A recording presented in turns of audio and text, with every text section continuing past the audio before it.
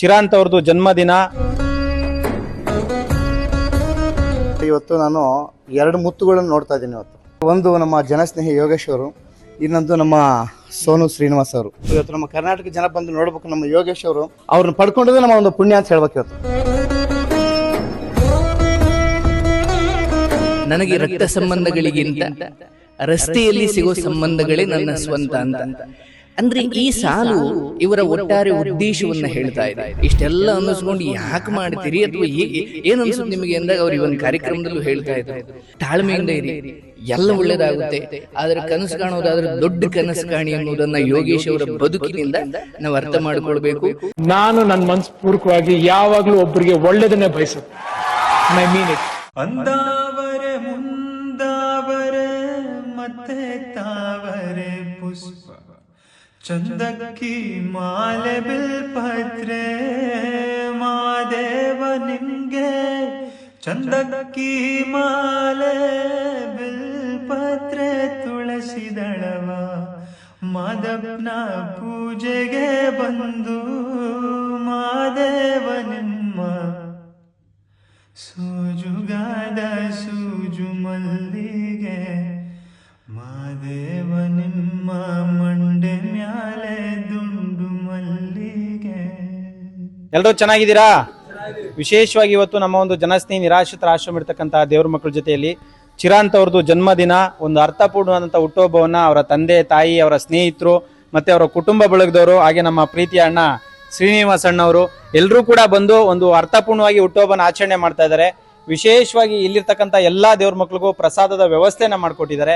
ದಯವಿಟ್ಟು ಜೋರಾಗಿ ಒಂದ್ಸತಿ ಅವ್ರಿಗೆ ಕ್ಲಾಸ್ ಮಾಡಿ, ಹಾಗೆ ಪ್ರತಿಯೊಬ್ರು ಕೂಡ ಕೈನ ಮುಂದೆ ಚಾಚಿ ಅವ್ರಿಗೆ ಒಳ್ಳೇದಾಗ್ಲಿ. ಭಗವಂತ ಆಯುಷ್, ಆರೋಗ್ಯ, ಸುಖ, ಶಾಂತಿ, ನೆಮ್ಮದಿ ಎಲ್ಲವನ್ನ ಕರುಣಿಸ್ಲಿ. ದೇವ್ರು 100 ವರ್ಷ ಚೆನ್ನಾಗಿಟ್ಟಿರ್ಲಿ. ಒಳ್ಳೇದಾಗ್ಲಿ ಸರ್. ಥ್ಯಾಂಕ್ ಯು ಇಲ್ಲಿಗೆ ಪ್ರಸಾದ ವ್ಯವಸ್ಥೆ ಮಾಡ್ಕೊಟ್ಟಿದ್ದಕ್ಕೆ. ಸೊ ಇಲ್ಲಿರ್ತಕ್ಕಂಥ ಎಲ್ಲಾ ದೇವ್ರ ಮಕ್ಳ ಆಶೀರ್ವಾದ ಸಿಗ್ಲಿ. ಒಂದ್ ಮಾತಲ್ಲಿ ಹೇಳ್ಬೇಕಂದ್ರೆ ಇಲ್ಲಿರ್ತಕ್ಕಂಥ ಹೊಟ್ಟೆನ ನೀವು ತುಂಬಿಸ್ತಾ ಇದ್ದೀರಾ, ನಿಮ್ಮ ಹೊಟ್ಟೆನ ಭಗವಂತ ತಣ್ಣಗಿಟ್ಟಿರ್ಲಿ. ಒಳ್ಳೇದಾಗ್ಲಿ. ಸೊ ಏನ್ ಹೇಳಕ್ ಇಷ್ಟಪಡ್ತೀರಾ? ಈಗ ಆಲ್ರೆಡಿ 3-4 ವರ್ಷಗಳಿಂದ ಇಲ್ಲಿಗೆ ಬರ್ತಾ ಇದ್ದೀರಾ, ಏನ್ ಹೇಳಕ್ ಇಷ್ಟಪಡ್ತೀರಾ? ಏನು ಹೇಳಕ್ ಬರ್ತಾ ಇದ್ದೀನಿ ಅಂದರೆ, ಇವತ್ತು ಈ ಆಶ್ರಮಕ್ಕೆ ಬಂದಿರೋದೇ ನಮ್ದೊಂಥರ ಪುಣ್ಯ ಇದ್ದಂಗೆ. ಇಷ್ಟ ದೇವ್ರ ಮಕ್ಕಳ ಜೊತೆಲಿ ನನ್ನ ಮಗನಿಗೊಂದು ಆಶೀರ್ವಾದ, ನಮಗೆಲ್ಲ ಒಂದು ಆಶೀರ್ವಾದ ಸಿಗ್ತೈತೆ. ಆಮೇಲೆ ಇನ್ನೊಂದು ಏನು ಹೇಳ್ಬೇಕಪ್ಪ ಅಂತಂದರೆ, ಇವತ್ತು ನಾನು ಎರಡು ಮುತ್ತುಗಳನ್ನು ನೋಡ್ತಾ ಇದ್ದೀನಿ ಇವತ್ತು. ಏನಂದರೆ, ಒಂದು ನಮ್ಮ ಜನಸ್ನೇಹಿ ಯೋಗೇಶ್ ಅವರು, ಇನ್ನೊಂದು ನಮ್ಮ ಸೋನು ಶ್ರೀನಿವಾಸ್ ಅವರು. ಏನಪ್ಪ ಅಂತಂದರೆ, ಸೋನು ಶ್ರೀನಿವಾಸ್ ಅವರಿಂದ ಇವತ್ತು ಲಕ್ಷಾಂತರ ಜನ ಬದುಕಿದ್ದಾರೆ. ಅವರೊಂದು ಮೋಟಿವೇಶನ್ನು, ಅವ್ರದ್ದೊಂದು ವಿಡಿಯೋ ಇವೆಲ್ಲ ನೋಡಿ ಸುಮಾರು ಜನ ಇವತ್ತು ಅವ್ರ ಹೆಸರು ಹೇಳ್ಕೊಂಡು ಇವತ್ತು ಸುಮಾರು ಬದುಕಿದ್ದಾರೆ. ಎಷ್ಟೋ ಜನ ನಾವು ಸೂಸೈಡ್ ಮಾಡ್ಕೊಂಡು ಸತ್ತೋಗ್ಬಿಡ್ಬೇಕು ಅನ್ನೋಂಥವ್ರು ಕೂಡ ಇವತ್ತು ಬದುಕಿದ್ದಾರೆ. ಅವರು ಎಲ್ಲರೂ ಒಂದು ಆಶೀರ್ವಾದ ನಮ್ಮ ಸೋನು ಶ್ರೀನಿವಾಸ್ ಅವ್ರಿಗಿದೆ. ಹಾಗೇನೆ ಇನ್ನೊಂದು ಏನಪ್ಪ ಅಂತಂದರೆ, ನಮ್ಮ ಜನಸ್ನೇಹಿ ಯೋಗೇಶ್ ಅವರು ಕೋಟಿಗೊಬ್ಬರಿದ್ದಂಗೆ. ಎಲ್ಲರೂ ಇದ್ದಾರೆ ಪ್ರಪಂಚದ ಮೇಲೆ. ಆದರೆ ಈ ಥರ ಒಂದು ಪುಣ್ಯದ ಕೆಲಸ ಅಷ್ಟು ಸುಲಭವಾಗಿ ಯಾರೂ ಮಾಡೋಕ್ಕೆ ಹೋಗಲ್ಲ. ಇವತ್ತು ಎಷ್ಟೋ ಕೋಟಿ ಇರ್ಬೋದು, ಲಕ್ಷ ಇರ್ಬೋದು, ಹೆಂಗೋ ಇರ್ಬೋದು ಜನಗಳು, ಆದರೂ ಕೂಡ ಈ ಥರ ಒಂದು ಸೇವೆ, ಈ ಒಂದು ಸೇವೆನ ಯಾರೂ ಇವತ್ತಿನವರೆಗೂ ಮಾಡೋಕ್ಕಾಗಲ್ಲ. ಇವತ್ತು ಒಂದು ಮಗು ಹುಟ್ಟಬೇಕಂತಂದರೆ ಅವ್ರ ತಂದೆ ತಾಯಿ ಎಷ್ಟೋ ಒಂದು ಕಷ್ಟ ಬಿದ್ದು ದೇವ್ರ ಹತ್ರ ಆಶೀರ್ವಾದ ತೊಗೊಂಡು ಉರುಳು ಸೇವೆ ಮಾಡಿ ಒಂದು ಮಕ್ಕಳು ಜನ್ಮ ಕೊಡ್ತಾರೆ. ಅಂಥ ಮಕ್ಕಳು ಇವತ್ತು ಏನಾಗುತ್ತಪ್ಪ ಅಂತಂದರೆ, ಈ ಥರ ಒಂದು ವಯಸ್ಸಾದ ತಂದೆ ತಾಯಿನ ಇವತ್ತು ಅವ್ರು ಮದುವೆಗಿದ್ವಿ ಆದಮೇಲೆ ಈ ಥರ ಒಂದು ರೋಡಿಗೆ ಬಿಡ್ತಾರೆ. ನಮ್ಮ ಕೈಲಿ ಸಾಕಾಗಲ್ಲ ಅಂತೇಳಿ ಅವ್ರಿಗೆ ಏನಾದರೂ ರೋಗ ಕಾಯಿಲೆ ಗೀಲೆ ಬಂದರೂ ಎಲ್ಲ ಆಚೆ ಬಿಡ್ತಾರೆ, ರೋಡ್ ಆಚೆ ಎಲ್ಲ ಊರಿಂದ ಹೊರಗಡೆಗೆ ಎಲ್ಲ ಒಂದು. ಆ ಥರ ದಯವಿಟ್ಟು ಯಾರು ಮಾಡೋಕ್ಕೆ ಹೋಗಬೇಡಿ. ಇಲ್ಲಿ ಬಂದು ನೋಡಿ, ಒಂದ್ಸತಿ ಎಲ್ಲರೂ ನೋಡಬೇಕು. ಇವತ್ತು ನಮ್ಮ ಕರ್ನಾಟಕ ಜನ ಬಂದು ನೋಡ್ಬೇಕು ನಮ್ಮ ಯೋಗೇಶ್ ಅವರು. ಅವ್ರನ್ನ ಪಡ್ಕೊಂಡಿದ್ರೆ ನಮ್ಮ ಒಂದು ಪುಣ್ಯ ಅಂತ ಹೇಳ್ಬೇಕು. ಇವತ್ತು ಇಷ್ಟು ಜನಗಳನ್ನ ಅವರು 125 ಜನ 150 ಜನ ಅವರು ಇವತ್ತಿಲ್ಲಿ ಒಂದು ಸೇವೆ ಮಾಡ್ತಾ ಇದ್ದಾರೆ. ನಾವು ಯಾವತ್ತೋ ಒಂದ್ಸರಿ ಹುಟ್ಟುಹಬ್ಬಕ್ಕೆ ಬಂದು ಇಲ್ಲಿ ಹೋಗ್ತೀವಿ, ಆದರೆ ದಿನವಾಗಿ ಡೈಲಿ ನಿರಂತರವಾಗಿ ಅವ್ರನ್ನ ಇಷ್ಟು 150 ಜನ ನೋಡ್ತಾ ಇರ್ತಾರೆ. ಅವ್ರದ್ದು ಎಷ್ಟು ಕಷ್ಟ, ಅವ್ರೊಂದು ಮಾತ್ರೆ ಆಗಿರ್ಬೋದು, ಅವ್ರ ಟ್ಯಾಬ್ಲೆಟ್ಸು, ಅವ್ರ ಔಷಧಿಗಳು, ಅವರ ಎಷ್ಟು ಕಷ್ಟಗಳು ಇರ್ತದೆ.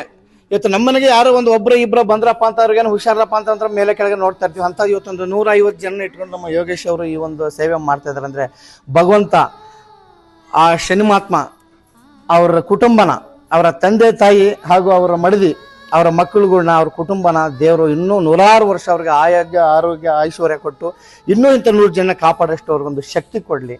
ಆಮೇಲೆ ಇನ್ನೊಂದು ಏನಪ್ಪ ಅಂತಂದರೆ, ಇವತ್ತೊಂದು ದೊಡ್ಡ ಆಶ್ರಮ ಮಾಡ್ತಾ ಇದ್ದಾರೆ ಅವರು. ಅದನ್ನು ಯಾರು ಊಹಿಸೋಕ್ಕಾಗಲ್ಲ. ಇವತ್ತು ಅಷ್ಟು ದೊಡ್ಡದೊಂದು ಆಶ್ರಮ ಮಾಡ್ತಾ ಇದ್ದಾರೆ. ಆ ಭಗವಂತ ಹೆಚ್ಚಿನ ಅವ್ರಿಗೊಂದು ಶಕ್ತಿ ಕೊಡಲಿ. ಇನ್ನು 100 ಜನ ನಮ್ಮ ಕರ್ನಾಟಕ ಜನ ಎಲ್ಲ ಬಂದು ನಮ್ಮ ಯೋಗೇಶ್ ಅವ್ರದ್ದು ಒಂದು ಸಾಧನೆಯನ್ನು ನೋಡಿ ಮೆಚ್ಚಿಗೆ ಅವ್ರ ಕೈಲಿ ಆಗಿದ್ದು ಏನೋ ಒಂದು ಅವ್ರಿಗೊಂದು ಸಹಾಯ ಮಾಡಲಿ. ನಾವು ಕೂಡ ನಮ್ಮ ಕೈಲಿ ಆದಂಥ ಒಂದು ಸಣ್ಣ ಅಳಲು ಸೇವೆ ನಾವು ಮಾಡ್ತೀವಿ ಅಂತ ನಾನು ಮಾತು ಕೊಟ್ಟಿದ್ದೀನಿ ಯೋಗೇಶ್ ಅವ್ರಿಗೆ. ನಾವು ಕೂಡ ಮಾಡ್ತೀವಿ. ಭಗವಂತ ಎಲ್ರಿಗೂ ಒಳ್ಳೇದು ಮಾಡಲಿ. ಎಲ್ರಿಗೂ ದೇವರ ಆಶೀರ್ವಾದ, ದೇವ್ರ ಮಕ್ಕಳ ಆಶೀರ್ವಾದ ಪಡೆದ ನಾವೇ ಧನ್ಯರೇ ಇವತ್ತು. ಇಷ್ಟು ಹೇಳಕ್ಕೆ ನಾನು ಇಷ್ಟಪಡ್ತೀನಿ. ಹಾಗೆಯೇ ನಮ್ಮ ಶ್ರೀನಿವಾಸ್ ಅಣ್ಣವರು ಇವಾಗ ಮೋಟಿವೇಶನ್ ಕಿಂಗು ನೀವು ಇವಾಗ ಕರ್ನಾಟಕದಲ್ಲಿ.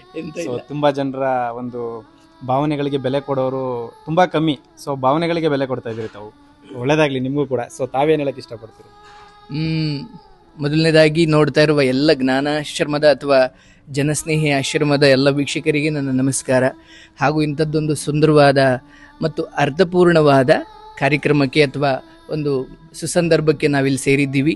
ಪಾಪುಗೆ ದೇವರು ಆಯಸ್ಸು ಆರೋಗ್ಯ ನೆಮ್ಮದಿ ಕೊಟ್ಟು ಕಾಪಾಡಲಿ ಅಂತ ಬೇಡ್ಕೊಳ್ತಾ, ನೋಡಿ ಅಲ್ಲಿ ಬರೆದಿದ್ದಾರೆ ಅವರು, ನನಗೆ ರಕ್ತ ಸಂಬಂಧಗಳಿಗಿಂತ ರಸ್ತೆಯಲ್ಲಿ ಸಿಗೋ ಸಂಬಂಧಗಳೇ ನನ್ನ ಸ್ವಂತ ಅಂತ. ಅಂದರೆ ಈ ಸಾಲು ಇವರ ಒಟ್ಟಾರೆ ಉದ್ದೇಶವನ್ನು ಹೇಳ್ತಾ ಇದೆ. ಸೊ ಯಾವಾಗಲೂ ಲೋಕದಲ್ಲಿ ಅವಮಾನ ಅನುಮಾನ ಭಾಳ ಸಮಯ, ಏನೋ ದೇವರ ಅನುಗ್ರಹ ಇದ್ದರೆ ಸನ್ಮಾನ, ಇಲ್ಲಾಂದ್ರೆ ಬಹುತೇಕರಿಗೆ ಸತ್ತ ಮೇಲೆ ಸನ್ಮಾನ, ಮರಣೋತ್ತರವಾಗಿ ಪ್ರಶಸ್ತಿ, ಬದುಕಿದ್ದಾಗ ಎಲ್ಲರೂ ಬೈಯೋರೆ. ಆದರೆ ಇಂತಹ ಅದೆಷ್ಟು ಕಟು ಟೀಕೆಗಳನ್ನು ಜನಸ್ನೇಹಿ ಯೋಗೇಶ್ ಅವರು ನೋಡಿ ನಂತರವೂ ಅವರು ತಮ್ಮ ಉದ್ದೇಶಗಳನ್ನು ಬೀದಿಗೆ ಬಿಟ್ಟಿಲ್ಲ. ನಾನು ಅದನ್ನು ಅವ್ರನ್ನ ಕೇಳ್ತಾ ಇರ್ತೀನಿ ಯಾವಾಗಲೂ, ಇಷ್ಟೆಲ್ಲ ಅನ್ನಿಸ್ಕೊಂಡು ಯಾಕೆ ಮಾಡ್ತೀರಿ ಅಥವಾ ಏನು ಅನ್ಸುತ್ತೆ ನಿಮಗೆ ಅಂದಾಗ ಅವ್ರು ಇವನ್ ಕಾರ್ಯಕ್ರಮದಲ್ಲೂ ಹೇಳ್ತಾ ಇದ್ರು, ಇಲ್ಲಿ ನಾವು 4 ಜನಕ್ಕೆ ಉಪಕಾರ ಮಾಡಬೇಕು, 4 ಜನಕ್ಕೆ ಏನಾದರೂ ಸೇವೆ ಮಾಡಬೇಕು ಅನ್ನೋ ಉದ್ದೇಶ ಇರೋದು ಎಷ್ಟು ಮುಖ್ಯವೋ ಆ ಉದ್ದೇಶಕ್ಕೆ ಅಡ್ಡಗಾಲ ಹಾಕೋರು ಬಹಳ ಜನ ಇರ್ತಾರೆ. ಅದಾದ ನಂತರವೂ ನಮ್ಮ ಉದ್ದೇಶವನ್ನು ಜೀವಂತವಾಗಿರಿಸ್ಕೊಳ್ಳೋದು ಬಹಳ ಸವಾಲಿನ ಕೆಲಸ. ಅವರು ಅದನ್ನು ಮಾಡ್ತಿದ್ದಾರೆ. ಸೊ ಆ ಸಾಲಿ ಹೇಳ್ತಿದ್ದಾವೆ, ರಸ್ತೆಯಲ್ಲಿ ಸಿಗುವ ಸಂಬಂಧಗಳೇ ನನ್ನ ಸ್ವಂತ. ರಕ್ತ ಸಂಬಂಧ ಅಂತ ಹೇಳಿಲ್ಲ. ರಕ್ತ ಸಂಬಂಧಗಳೆಲ್ಲ ಕೆಟ್ಟದ್ದು ಅಂತಲ್ಲ, ಆದರೆ ಲಿಟ್ರಲಿ ಅಕ್ಷರಶಃ ಅವರು ಅದನ್ನೇ ಮಾಡ್ತಾ ಇದ್ದಾರೆ.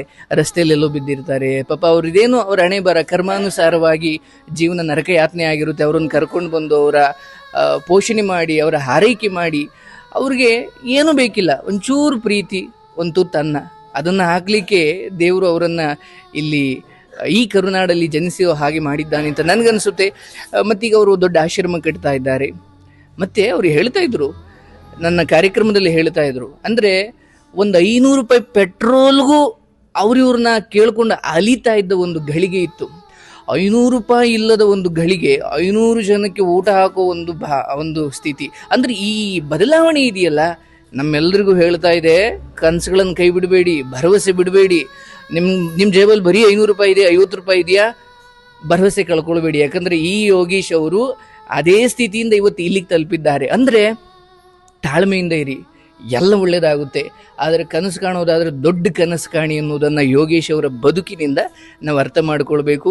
ಬನ್ನಿ, ಅಂದರೆ ಇವರು ಹೇಳ್ತಿದ್ದಾರೆ, ನಾನು ಇದೀನಿ ಅನ್ನೋ ಕಾರಣಕ್ಕೆ ಎಷ್ಟೋ ಮಕ್ಕಳು ತಂದೆ ತಾಯಿಗಳನ್ನು ಬೀದಿಗೆ ಬಿಡ್ತಿದ್ದಾರೆ ಅಂತ. ಅವ್ರಿಗೆ ಅದ್ರ ಬಗ್ಗೆ ಬಹಳ ಬೇಜಾರಿದೆ. ನಾನು ನಿನ್ನೆ ಕಾರ್ಯಕ್ರಮದಲ್ಲಿ ಕೇಳ್ತಾ ಇದ್ದೆ, ನಾನು ಆಶ್ರಮದಲ್ಲಿ ಅವ್ರನ್ನ ನೋಡ್ಕೊಳ್ತೀನಿ, ಬಿಡು ಯೋಗೇಶ್ ಅವರ ಆಶ್ರಮಕ್ಕೆ ತಗೊಂಡೋಗ್ಬಿಟ್ರೆ ಆಯಿತು ಅನ್ನೋ ಆ ಧೈರ್ಯದಲ್ಲಿ ಜನ ಬೀದಿಗೆ ಬಿಡ್ತಿದ್ದಾರೆ ಅಂತ ಕೇಳಿದಾಗ ಬಹಳ ದುಃಖ ಆಯಿತು ಅಂತ ಅವ್ರು ಹೇಳ್ತಿದ್ರು. ಮತ್ತು ಅವ್ರು ಹೇಳ್ತಾರೆ, ನಾನು ಇದರಿಂದ ಏನು ದುಡ್ಡು ಮಾಡಬೇಕಿಲ್ಲ, ಮತ್ತು ಇವತ್ತೇ ಆಶ್ರಮದಲ್ಲಿರೋ ಎಲ್ಲರನ್ನೂ ಅವ್ರವ್ರ ಮನೆಯವ್ರು ಬಂದು ಕರ್ಕೊಂಡು ಹೋದರೂ ಕೂಡ ನಾನು ಕಳ್ಸೋಕೆ ರೆಡಿ ಇದ್ದೀನಿ ಅಂತ. ಅಂದರೆ ಆ ನಿಸ್ವಾರ್ಥತೆಯನ್ನು ಮಾತ್ರ ನಾವು ನೋಡಬೇಕೇ ಹೊರತು, ಇಲ್ಲ ಇಲ್ಲೇನೋ ದುಡ್ಡು ಬರ್ತಾ ಇದೆ, ಅದು ಬರ್ತಾ ಇದೆ, ಆಯಿತು, ಇಷ್ಟು ಜನಕ್ಕೆ ಊಟ ಹಾಕಿ, ಇಷ್ಟು ಜನಕ್ಕೆ ಜಾಗ ಕೊಟ್ಟು, ಮತ್ತು ಈಗ ಅವರು ಇನ್ನೊಂದು ಹೆಜ್ಜೆ ಇಟ್ಟಿದ್ದಾರೆ, ಅನ್ನ ಅಕ್ಷರ ಆಶ್ರಯ ತ್ರಿವಿಧ ದಾಸೋಹ ಅಂತ ಕರೀತಾರೆ. ಅನ್ನ ಅಕ್ಷರ ದಾಸೋಹ, ಈ 3 ಈಗ ದೊಡ್ಡ ಆಶ್ರಮ ಕಟ್ಟಿ ಅದನ್ನು ಈಡೇರಿಸ್ತಿದ್ದಾರೆ. ಅವರಿಗೆ ನಮ್ಮೆಲ್ಲರ ಮೂಲಕ ತುಂಬ ಶುಭ ಹಾರೈಕೆ ಮಾಡೋಣ. ಜೊತೆಗೆ ನೋಡ್ತಾ ಇರೋರಲ್ಲಿ ದುಡ್ಡು ಕೊಡ್ತೀವೋ ಬಿಡ್ತೀವೋ, ಅಯ್ಯೋ ಯೋಗೇಶ್ ಅವರು ಆ ಸ್ಥಿತಿಯಿಂದ, 1 ರೂಪಾಯಿ ದುಡ್ಡಿಲ್ಲದ ಸ್ಥಿತಿಯಿಂದ ಇವತ್ತು 1,000 ಜನಕ್ಕೆ ಅನ್ನ ಹಾಕೋ ಸ್ಥಿತಿಗೆ ಬಂದು ತಲುಪಿದ್ದಾರೆ ಎಂದಾಗ ಭಗವಂತ ಯಾವ ಕಾಲಕ್ಕೆ ಯಾರ ಹಣೆ ಬರದಲ್ಲಿ ಏನು ಬರೆದಿರ್ತಾನೋ ಗೊತ್ತಿಲ್ಲ. ಹಾಗಾಗಿ ನಿಮ್ಮ ಬದುಕನ್ನು ನೀವು ದರಿದ್ರ ಅಂದ್ಕೊಳ್ಬೇಡಿ, ನಿಮ್ಮ ಬದುಕನ್ನು ಇಲ್ಲಿಗೆ ಮುಗೀತು ಅಂದ್ಕೊಳ್ಬೇಡಿ. ಸಮಯಕ್ಕೆ ಕಾಯಿರಿ, ಒಳ್ಳೆಯ ಸಮಯ ಬರುತ್ತೆ. ನೀವು ತಿನ್ನೋಕೆ ಅನ್ನ ಹುಡ್ಕೋದಲ್ಲ, ನೀವು 1000 ಜನಕ್ಕೆ ಏನೋ ಹಾಕುವಷ್ಟು ಸ್ಥಿತಿ ನಿಮ್ಮ ಹಣೆಯಲ್ಲಿ ಇರ್ಬೋದು. ಕಾಯಿರಿ, ಎಲ್ಲ ಒಳ್ಳೆಯದಾಗಲಿ. ಆ್ಯಂಡ್ ಈ ಆಶ್ರಮದಲ್ಲಿ ಬಂದು ಭೇಟಿ ಕೊಟ್ಟು ನೀವೇನು ಕೊಡ್ತೀರೋ ಬಿಡ್ತೀರೋ, ಇಲ್ಲಿನ ಪರಿಸ್ಥಿತಿ ನೋಡಿದ್ರೆ ಸಾಕು. ನಾನು ತುಂಬ ಸರಿ ಅವ್ರಿಗೆ ಹೇಳ್ತೀನಿ, ಅಥವಾ ನಾನು ಇಲ್ಲಿ ನೋಡಿದಾಗ ಏನು ಅಂದ್ಕೊಳ್ತೀನಿ, ಮಕ್ಕಳನ್ನು ಪ್ರವಾಸೋದ್ಯಮಕ್ಕೆ ಅಂತ ಎಲ್ಲೆಲ್ಲೋ ಕರ್ಕೊಂಡು ಹೋಗೋದ್ರ ಬದಲು ಇಲ್ಲಿ ಕರ್ಕೊಂಬಂದು ತೋರಿಸ್ಬೇಕು. ತಂದೆ ತಾಯಿಗಳ ಬೆಲೆ ಏನು, ಅಥವಾ ಈ ಲೋಕದಲ್ಲಿ ಎಷ್ಟೆಷ್ಟು ನರಳಾಟಗಳಿದ್ದಾವೆ ಅಂತ ಹೆತ್ತವರ ಕಷ್ಟಗಳನ್ನು ಅರ್ಥ ಮಾಡ್ಕೊಳ್ಬೇಕು ಅಂದರೆ ಮಕ್ಕಳನ್ನು ಆಶ್ರಮಗಳಿಗೆ ಕರ್ಕೊಂಬರ್ಬೇಕು, ಒಬ್ಬೊಬ್ಬರು ಕಥೆಯನ್ನು ಹೇಳಬೇಕು. ಅಯ್ಯೋ ನಾವೆಷ್ಟು ನೆಮ್ಮದಿಯಿಂದ ಇದ್ದೀವಿ ಅಂತ ಮಕ್ಕಳಿಗೆ ಅರ್ಥ ಆಗುತ್ತೆ. ಸೊ ಹಾಗೆ ಈ ಆಶ್ರಮ ಸರ್ವಕಾಲಕ್ಕೂ ಶತಶತಮಾನಗಳಿಗೂ ಬೆಳಗಲಿ. ಇವತ್ತಿವರು ಇಟ್ಟಿರೋ ಹೆಜ್ಜೆ ಬಹುಶಃ ಒಂದಷ್ಟು ತಲೆಮಾರುಗಳ ನಂತರ ಇವರನ್ನು ಲೋಕ ಮಹಾತ್ಮರಾಗಿ ನೋಡುತ್ತೆ ಅನ್ನೋ ನಂಬಿಕೆ ನನಗಿದೆ. ಎಲ್ಲರಿಗೂ ಒಳ್ಳೆಯದಾಗಲಿ. Thank you. ಯೋಗೇಶ್ ಅವರಿಗೆ ನಾವೆಲ್ಲರೂ ಒಳ್ಳೆಯದು ಹಾರೈಸೋಣ. ಹರೇ ಕೃಷ್ಣ. ಜನಶ್ರೀ ಯೋಗೇಶ್ ಅಣ್ಣವ್ರಿಗೆ ತುಂಬ ಹೃದಯದ ಭಗವಂತನ ಆಶೀರ್ವಾದ ಸಿಗಲಿ ಅಂತ ಅರಿಸ್ತಾ ಇದ್ದೀನಿ. ಪ್ರಪಂಚದಲ್ಲಿ 10 ಜನ ಮಕ್ಕಳನ್ನ ತಾಯಿ ತಂದೆ ಸಾಕ್ತಾರೆ, ಆದರೆ 10 ಜನನೂ ಒಂದೊಂದು ತಿಂಗಳು ಡಿವೈಡ್ ಮಾಡ್ಕೋತಾರೆ ತಾಯಿ ತಂದೆನ. ಅಂಥ ಒಂದು ಕಲಿಯುಗದಲ್ಲಿ ಇವತ್ತು ಇಷ್ಟು ಜನನ ಅವ್ರ ತಂದೆ ತಾಯಿಗಿಂತ ಹೆಚ್ಚಾಗಿ ಸಾಕ್ತಾ ಇರುವಂಥ ನಮ್ಮ ಯೋಗೇಶ್ ಅಣ್ಣವ್ರಿಗೆ ಭಗವಂತ ನನಗೇನು ಆಯುಸ್ಸು ಆರೋಗ್ಯ ಕೊಟ್ಟಿದ್ದಾನೋ ಅದೆಲ್ಲರೂ ಅವ್ರಿಗೆ ಕೊಡಲಿ ಅಂತ ನಾನು ಭಗವಂತನ ಕೇಳ್ಕೊತೀನಿ. ಮುಂದಿನ ದಿನಗಳಲ್ಲಿ ಶ್ರೀ ಗುರು ಕರಿಬಸವೇಶ್ವರ ಟ್ರಸ್ಟ್ ಮುಖಾಂತರ ನಾನು ಸಹ ಅವರ ಒಂದು ಆಶ್ರಮಕ್ಕೆ ನನ್ನ ಕೈಲಾದಂಥ ಅಳಿಲು ಸೇವೆಯನ್ನು ನಾನು ಅವ್ರ ಜೊತೆಯಲ್ಲಿ ನಿಂತ್ಕೊಂಡು ಮಾಡ್ತೀನಿ ಅಂತ ಹೇಳ್ತಾ, ನಮ್ಮ ಚಿರಂತ್ ಅವರಿಗೆ ಇವತ್ತು ಹುಟ್ಟುಹಬ್ಬದ ಶುಭಾಶಯಗಳನ್ನ ಹೇಳ್ತಾ, ಅವರಿಗೂ ಅವರ ತಾಯಿ ತಂದೆ ಅವ್ರ ಕುಟುಂಬಕ್ಕೂ ಭಗವಂತ ಆಯುಸ್ಸು ಆರೋಗ್ಯವನ್ನು ಕೊಡಲಿ.